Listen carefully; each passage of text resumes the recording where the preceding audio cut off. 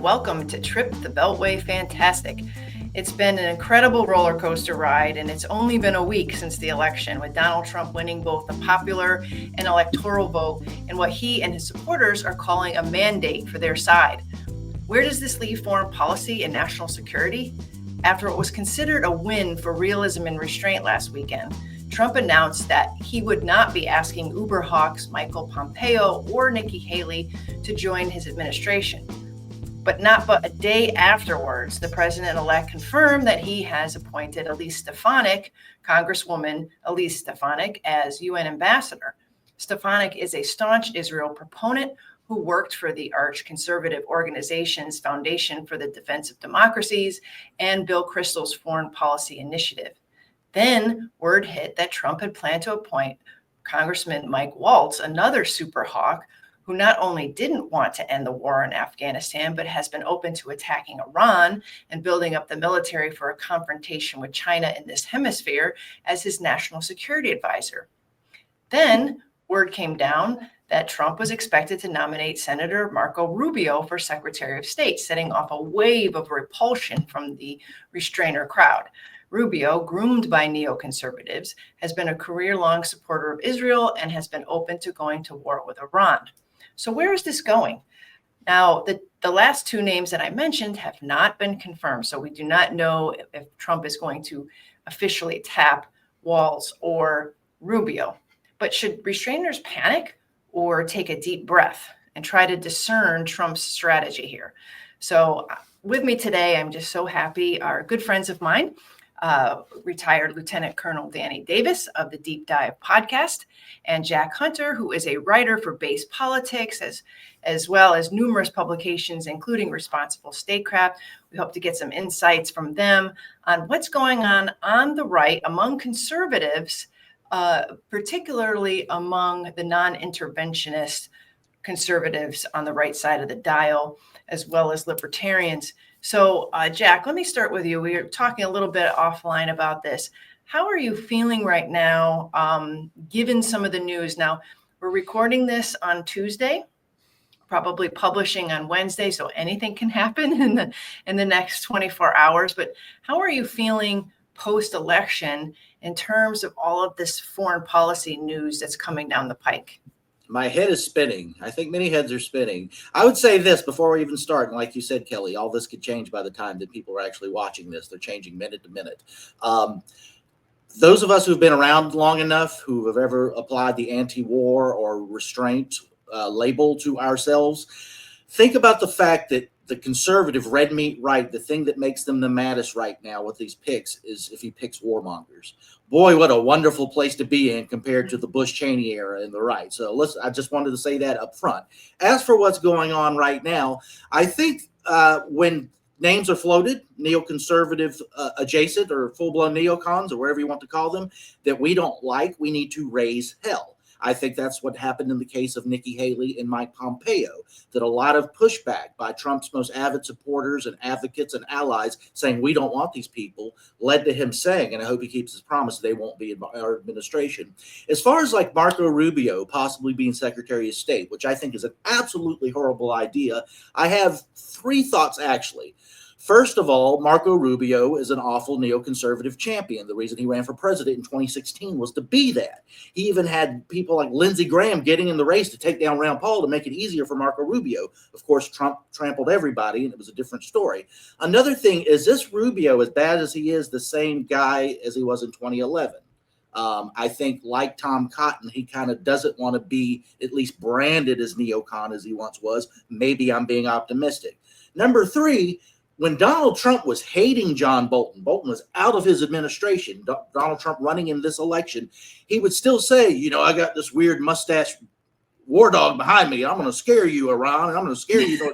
He would always say that, like he needed that bulldog. And does he see that in Rubio? But he's actually not going to do what Rubio might like.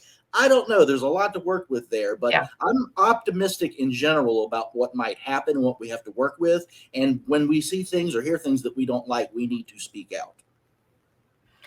Okay, Dan, you want to respond to that. How are you feeling? Not encouraged. I got to say, I would have hoped to see some, restrainer top people that were in line with what President Trump ran on and what got him elected and why people voted for him and continued to support, rather than seeing all these people come out with, that are either neocon or neocon leaning proclivities. And I'm certainly not encouraged by, some of the things that these people who have been put up for these positions have said in the past. It's not encouraging at all. Now, I have talked to some folks who are intimately involved in the transition process from the inside in Mar-a-Lago, and they tell me, don't worry, there's some good restrainer picks still to come. We haven't seen anything. Who knows? Maybe Tulsi Gabbard is going to get Secretary of Defense or something. I think that would be a fantastic decision, or even to see Trump reverse this idea of Pompeo at Secretary of State, because I think that's the best fit. Would be Tulsi Gabbard at that position. I'd love to see it. And if we get something like that, someone of her caliber in a key position, that'll help a whole lot. But so far, that's just been speculation, rumor. We haven't heard any good names so far, and I'm holding my breath. Yeah, I mean, going back to what you were saying, Jack, I mean, I'd like to be optimistic as well. And I've noticed the shift in Marco Rubio over time. But my gut is that he is a shapeshifter. And when he realized that Trump was gaining traction for criticizing the Iraq war, suddenly he was against the Iraq war. I was doing a little Googling this morning, and when asked about whether or not he would still invade Iraq, knowing what we know now, if he knew then, he changed his tune and said that no, based on what we know now, I would not have invaded. And it was during that 2016 time when there was a sense on the right that these wars had failed and we needed a better strategy. And Donald Trump was tapping into that. And then after 2016, when you had this sort of realignment and Republicans were starting to talk about more restraint, more of a Jacksonian foreign policy, carry a big stick, walk softly or whatever that is.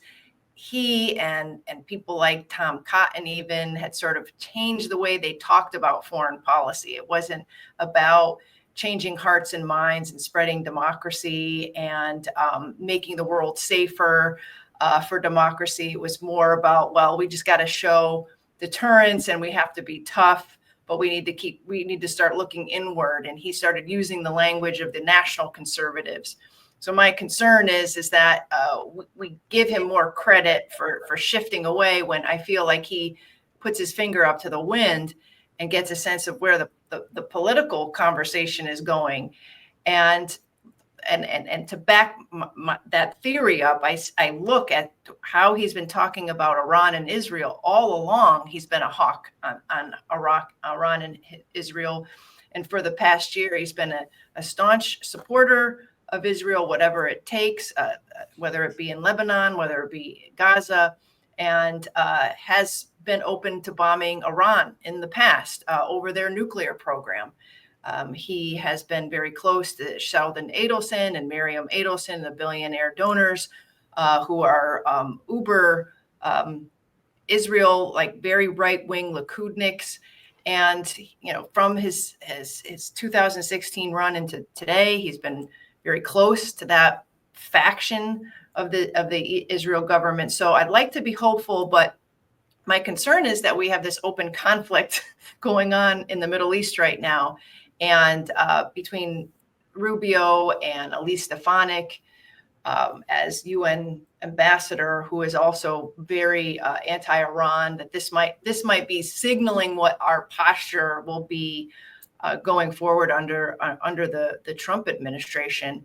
I know also that before we got on this show, there was another announcement that Governor Mike Huckabee has been tapped to be the U.S. ambassador to Israel. Now, he doesn't have a huge amount of foreign policy experience as a governor, but he is a staunch evangelical conservative, very pro-Israel. So that gives you the sense of, again, of how that policy might shape up.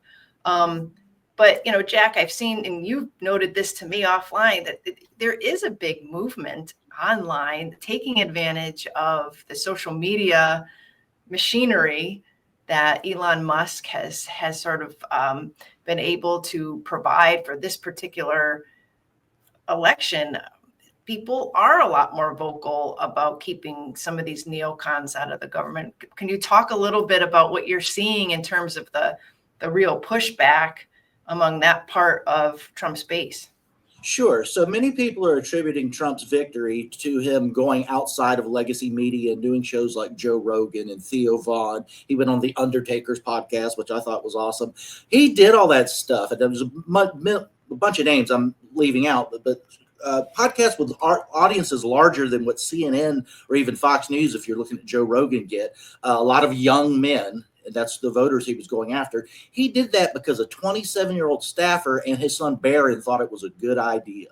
That's how organic that decision was. Yeah. Well, he's there. He pays attention. And those are the people in X and, on these programs. Dave Smith was on Joe Rogan saying, Mike Pompeo would be a horrible idea. And millions of people saw that. Trump pays attention to that. And if he doesn't, his son Barron's like, Dad, come check this out. But that's where we're at. So there's a power in that. And Kelly, everything you said about Marco Rubio, I completely agree with. I don't want this in any way for me to sound like, oh, he's not so bad, because he's bad.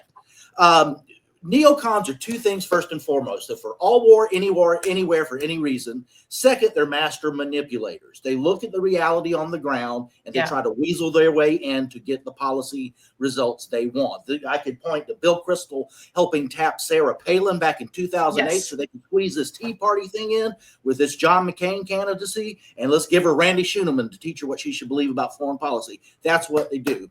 My question would be, in this environment, Trump has won in 2024. It looks different from 2016. Trump has said himself, RFK and Tulsi have regurgitated that they've had these conversations with Trump, that he didn't really have any allies like he has now. He hired John Bolton because he didn't know any better. Look how that turned out. He's basically said that in not so many words. Well, now you've got Elon Musk and Tulsi and RFK and Vivek Ramaswamy and him and Rand Paul talk on the phone and Tucker Carlson and people who are sort of in the orbit that know maybe Pompeo's not a good idea. Maybe I would be shocked to learn that Elon Musk and Tucker Carlson didn't say, maybe Mike Pompeo and Nikki Haley are a bad idea. You see what I'm saying? So that's why I'm a little more optimistic. I do know for a fact, I wrote this for the American Conservative, I guess that would have been 2017, when Trump was on the brink of bombing Iran and didn't at the last minute. Oh, yeah. He had talked to Rand Paul a little bit during that time, but the last person he talked to was Tucker, who, my understanding, I wrote this for the American Conservative at the time, and Politico reported this. I didn't just pull it out of thin air or hearsay, that Tucker basically said, remember when you ran on not repeating the Iraq war? Well, you might be about to do that again if you bomb Iran, and he stopped. That and worries about civilian casualties. So that was him just a couple of years ago, with all these people around him now that know better. So as depressed or down as we get when we see these bad picks, and we should speak out, do remember that different context. I think it matters. And I think, Danny, that you and I were both on Tucker at that time. And I think it was 2020, like January 2020. And the Iranians had just retaliated over the assassination of Qasem Soleimani, which was all Mike Pompeo's idea, from what we learned afterwards. And Tucker did. He had Danny on. He had me on, the one and only time I was ever on Tucker Carlson's show, and Doug McGregor.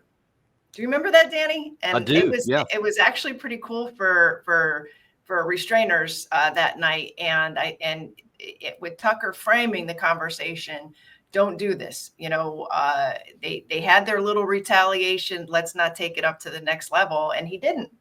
And you're right, Jack. He was listening, and Tucker still has a huge platform. But Danny, are you hearing anything? Because I know you're pretty well connected, and tell us what the vibes are from the people that you're talking to, in terms of the chances for a Tulsi Gabbard to be named Secretary of Defense, or if not that, like whether or not there's some hopefulness that there will be some restrainers. I know the bench isn't super deep, but Who are you Yeah, talking to? it's I can't cite any names, of course. I can't, I got confidentiality on that. But I can tell you, a very highly placed person last night, when the first information came out about Rubio, I conveyed my disappointment because I had really been holding out for Tulsi Gabbard to get that. And he said, well, don't distress because there are some really good names coming. And I don't think that Tulsi's going to get something small. I think she's going to get something meaningful. He didn't go any further than that, wouldn't give any more information. And we haven't heard anything yet. I saw, I think it was on the New York Post about an hour ago, that there's more discussion that maybe Tulsi will get the Secretary of Defense. I certainly hope so, because while I would have preferred to see her as Secretary of State, I think she could have done more good for the country. Obviously, that would be a spectacular role that would give her tremendous ability to make America's military stronger while keeping us out of dumb wars. So I certainly am desirous of that. But whoever gets in any of these positions, I mean, we need a lot more of them. You talked about the bench not being that deep. The bench is deeper than I think that some might agree to. They're just not popular. They're not famous, but there's some extraordinary capabilities out there. I mean, like I would have originally advocated for Doug McGregor as to be Secretary of Defense. Absolutely. And I know a lot of people say, oh, well, he's got baggage. He's got this. I mean, who doesn't? I mean, don't we all have some kind of baggage here? But when you talk about who can actually do the job, that can put Donald Trump's vision into reality and execute it, my original recommendation was McGregor for Secretary of Defense and Tulsi Gabbard for Secretary of State. And I thought that would have been a powerful view for what Trump says he wants to accomplish to actually make it happen. And, I don't hold out a lot of hope because, there's a lot of people that don't like Doug. He speaks his mind. He tells the truth, and that's not very popular in Washington, D.C. But, when you talk about, do you want to succeed, or do you just want a pick that's not going to make very many people angry? Those are two very different things. And if Trump goes down the path of, well, let's just get the view we can get and the people that aren't going to be too controversial as opposed to the ones who can really do the job, then I think that he's hamstringing his administration before day one starts. Yeah, I mean, I really like the idea of Tulsi. I mean, I don't know if it's going to happen, but I know I've said on this show before, when you're nominating somebody for Secretary of Defense, you got to make sure that they have a steel backbone, because I've seen people get just chewed up and spit out in that position, because you're talking about the military industrial complex. You're talking about all the forces. They have their leadership, and they have their chain of command, and they want what they want, and they're going to get it. And can I just say, I mean, just look at the current office holder, Lloyd Austin. I mean, does he look like he's got a steel backbone? I don't know if he has one. And he just gets rode he's one over. Of them. He literally, all he does is read a sheet of paper every time he's on TV. Who knows who actually writes any of those things? But I see zero leadership for him. So don't get somebody like that. No. And I've met Tulsi. I've spoken with her. I can tell you she's got that steel backbone. We saw it in action when she took down Kamala Harris during that 2020 primary debate, not once, but twice. I think she's up to the job. We'll see if, we'll see also if Trump world, I'm sure, is very fractured over Tulsi as well, because she started out as a Democrat. She's then went to independent. Now she's turned Republican, which, to me, we're just watching her evolution, or whatever you want to call it, makes sense. I mean, she just had Ronald Reagan. Absolutely, I mean, there is some precedence there. There's absolute precedence there. And if you've been following her career, you know that, she had been absolutely not only discarded, but just vilified by her own party, because she dared to go up against the party machinery, which at the top sat Hillary Clinton at the time. And so, but she's never wavered in terms of what she stood for. No, she might have become more conservative in some of her policy positions. So it makes sense. But I feel like, as you both know, this is it's almost like high school in a microcosm of high school in Washington. You have to, there are many cliques here, and one of the biggest ones are the party cliques. And if you haven't been a loyal member of that party, if you haven't come up through the conservative ranks, you never fully get the trust or the backing of certain members of the party, and I feel like she will be disregarded because she didn't come up through the Republican machinery, and there's always this mistrust that she's not a real conservative. Yeah, that's a selling point for me, though. That's not something to be with a lot of Americans as well. Trump doesn't have to worry about getting reelected, so he should just make the picks that make the most sense. Yeah. I fully agree with you. I'm looking at the pitfalls as they're coming down Broadway, and that's one of them. But we will see. Danny, you've been following the war in Ukraine, obviously, done many of your own podcast episodes on it. What were you thinking when Trump won in terms of what the future of that war might be? Well, I was breathing a sigh of relief because I thought we know that Harris was just going to continue on the status quo without any change, and that we would continue supporting a war that had zero chance of ever having a positive outcome for the Ukraine, and would almost certainly have resulted in the physical military defeat of Ukraine and then the humiliation for the entire West. Trump said he would come in and said he's going to seek a negotiated settlement on the best terms he can get immediately. And I thought that is the best thing for the people of Ukraine you can imagine, because it could end the killing and the dying and the pointless destruction of their country. So early indications are, again, I've talked to some people inside the incoming administration. They claim that he is going to make good on that. So I certainly hope so, irrespective of who he puts in these key positions. Obviously, J.D. Vance was a big proponent of that. So I really, really hope that it works out that way. I'm hearing some rumblings from some other people that say that maybe they're not going to go down that path, that there's more roadblocks once they get in. I hope they say we're going to bring a bulldozer and go through any roadblocks. We are going down this path. Truly, I hope that's what he does.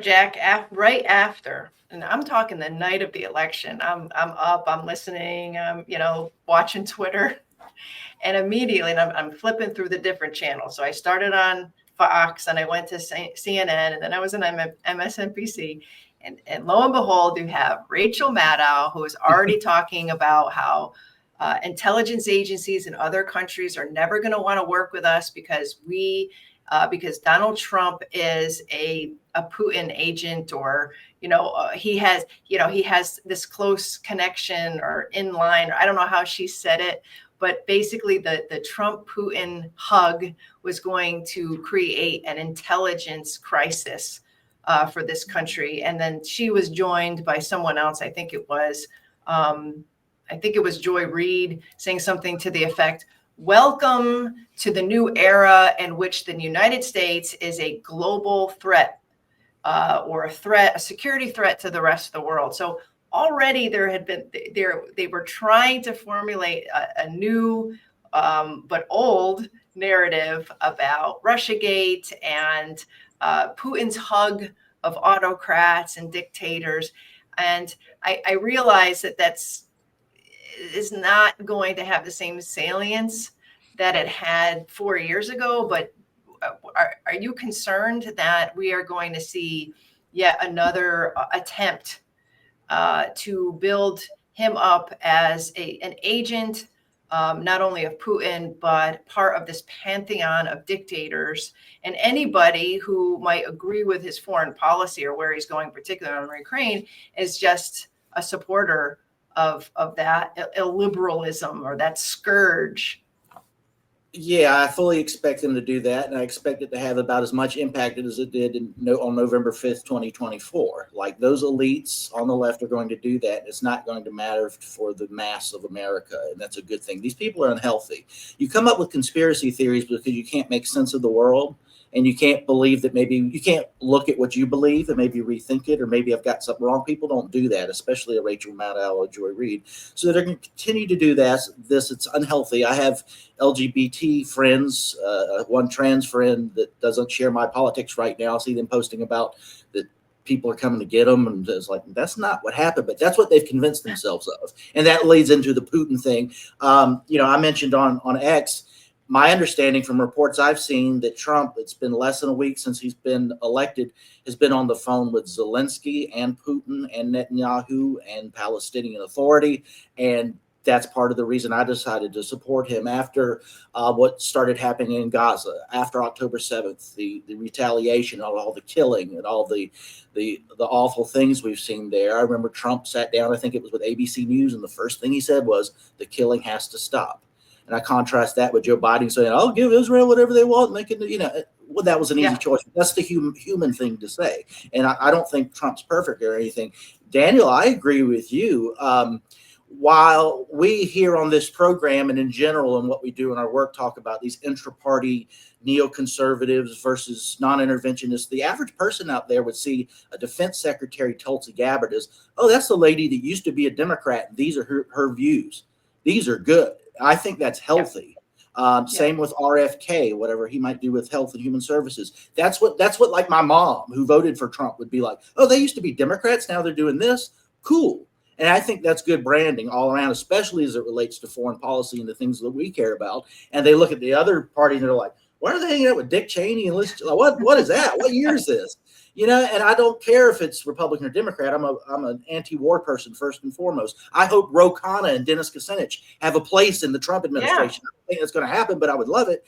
But point being that perception matters and that sort of cross-branding is good. And yes, Kelly, those crazy people are going to scramble and come up with every excuse possible. Putin's, in league with Trump and Trump's Hitler and all that crazy stuff, and it's not going to matter. It's going to matter less now than it did the first time. And Kelly, let me just tell you, just as you were talking here, I just got a text from someone who's on the inside there. And now they say that it looks like that Rubio may not get the official nod to be Secretary of State. I just asked who it was, and we'll see if he responds while we're doing this recording here. But I had noticed that I had not heard from Trump that an official announcement on Rubio. Everybody's New York Times said it was coming, et cetera. But I guess until it does, it's not solidified. So maybe there's still some hope that we get somebody better. I certainly hope that's the case. I mean, I think that I got to get my old muscles back, because it's starting to remind me of 2016 and 17, when you have leaks and then you have the major mainstream press covering those leaks as though they're truth. And then a few hours later, it'll turn out what the administration says that's not true. And then there's like backpedaling, and this goes on all day, all week, all month. I mean, I've forgotten what a amusement park ride it is with a Trump administration. And you may be absolutely right, and we won't know. But I've seen a lot of this on X too today about, hey, calm down, take a deep breath. It might not be Rubio. Part of me was thinking, maybe hoping, that he was putting out some trial balloon to see how people would react to it. I hope so. To Jack's comment earlier in this show here, he said, when you get bad ones, make your voice known, make it clear. So who knows, maybe those are having some effect. Yeah, absolutely. So I wanted to ask both of you before we go, what are you, I mean, aside from the personnel decisions, what are some of the things that you're looking at immediately? Are you looking at Ukraine? Are you looking at Israel? Are you looking at both? And I guess maybe I should ask a different question, like in terms of like the new reality on Capitol Hill, which is Republican Congress, House and Senate. I mean, they haven't called the House, but how does that intersect? So let me ask you that. How does it intersect full Republican mandate on Capitol Hill with foreign policy, when you know that there are a lot of hawks on Capitol Hill really would prefer to go to war with China? How are they driving this car moving forward? Let me ask you, Jack. Are you a little nervous about that, or? Well, I'm always nervous about that. I think what's amazing that's happened here, and I think Daniel will probably have a more informed and detailed answer than mine. Trump wasn't supposed to happen. The deep state, the foreign policy people we don't like, the neocons, tried to use lawfare against him. He got shot at twice. I'd like to see that investigated further. I'm not saying anything beyond that, but they threw everything they could because they knew he was not one of them, and they didn't want him there. And he's saying he's going to do these foreign policy things we like and that they absolutely detest. That's why Dick and Liz Cheney endorsed Kamala Harris. I don't care what anybody says. We know that. So there's opportunity there. The old forces that would have crushed any suggestion that Rand Paul had in the Senate about foreign policy might not have the power they once imagined they did.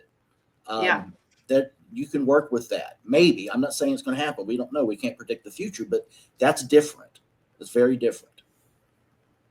And as for me, I mean, number one, first and foremost, love to see the Russia-Ukraine war get off the burner as fast as possible. There's nothing but destruction and death. And everything bad politically, economically, geopolitically, everything bad about that war going on every day it does. It's a drain on the United States, the West, and most assuredly on Ukraine. The second thing I'd like to see is just get this whole neocon thing, just start purging that out of our lexicon. A lot of people agree with that and follow that in the U.S. and Washington in particular, because that's just how things have worked, especially since 1990. It's been the uniparty in that regard. Well, it's time to start getting those things, some reality thrown into this mix here. And I'll just tell you from a military, won't go into any detail here because you don't have time. But anybody who thinks that there's a good idea to use any sort of military force in China over Taiwan, it needs to look very carefully at the reality on the ground, because we would get our ass handed to us.